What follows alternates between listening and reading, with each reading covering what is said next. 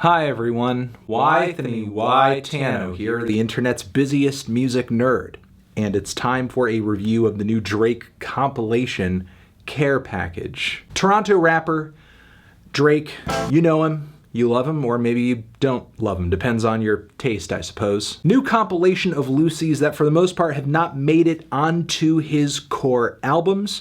Quite a bit of material here, well over an hour. Extra tracks, non-single songs that have just been floating around on his YouTube for years, all that stuff. Presumably we are getting this batch of tracks until Drizzy hands over something that is a bit more substantial. Hopefully that is sooner rather than later, because there is absolutely nothing that is satisfying about him putting out all of these tracks that for the most part have already been circulating around the internet, very readily available. It seems like the only reason this thing exists is to just put these songs on streaming platforms, and that's it. I thought it might still be cool though to take a dive into the Drake archives, and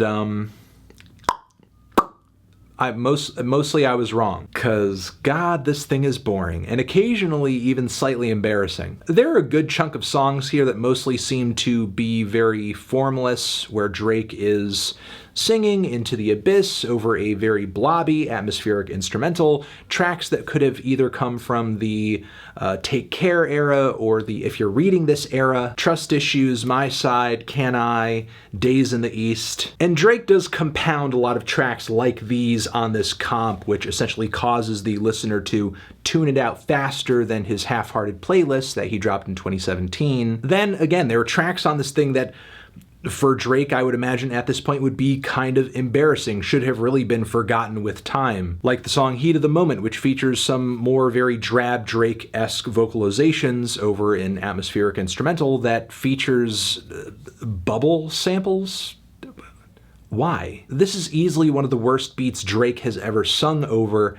I would not want to recall it or remind anyone of it ever. The song Draft Day, which does feature a pretty lazy Lauryn Hill sample that, I don't know, I just feel like personally it ruins the song. Girls Love Beyonce, which is easily one of Drake's worst tracks ever, which is why I figured it didn't really make it onto an album officially. The track is absolutely ham-fisted in its interpolation of a classic Destiny's Child hit that it should have not been allowed to repurpose in the first place. And then there's the Jodeci freestyle featuring a pre-woke J. Cole, where he drops a very insensitive line referencing autism. And yes, it is censored on this record, but still, that is a line and this is a track that caused both Drake and Cole to drop public apologies. Again, this is a moment that you would think, hey, let's just let this one just fade away into the ether. No one needs to think about it again. Also in this very subpar collection of tracks are some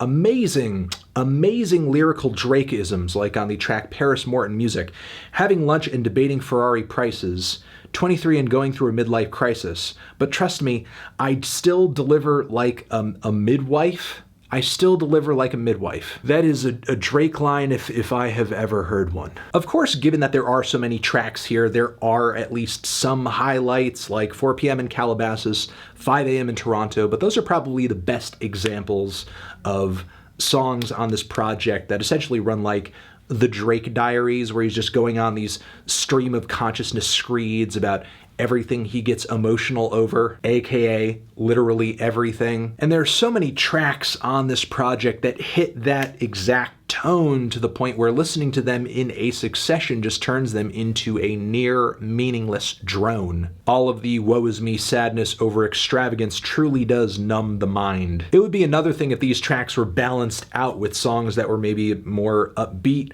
bangers, I don't know, but that's just not the case. There are some more passable cuts in the track list, like with Club Paradise, as well as Free Spirit featuring Rick Ross. I personally love The Motion, a Sampha-featured R&B rap fusion from 2013 that is so sweet and catchy, I'm actually surprised it hadn't made it onto a Drake record officially. In the standard edition, I mean. There's also the intro track on this thing, Dreams Money Can Buy, which is a big Drake throwback where he can be heard rapping over a J. Paul instrumental. A time when Drake was less shy about rapping over beats that were a bit more indie friendly. But yeah, overall though, Care Package, more like the I don't really care all that much package. Woo! That was funny. That was very funny. That was very funny. That was a funny joke. That was very funny. I like how funny that was. That was funny. Thank you. Thank you. You go, boy. I'm feeling a decent 2 strong 3 on this one. Transition, have you given this album a listen? Did you love it? Did you hate it? What would you rate it? You're the best, you're the best. What should I review next? Hit the like if you like. Please subscribe and please don't cry. Hit the bell as well. Over here next to my head is another video that you can check out. Hit that up or the link to subscribe to the channel. Anthony Fantano, Drake, care package forever.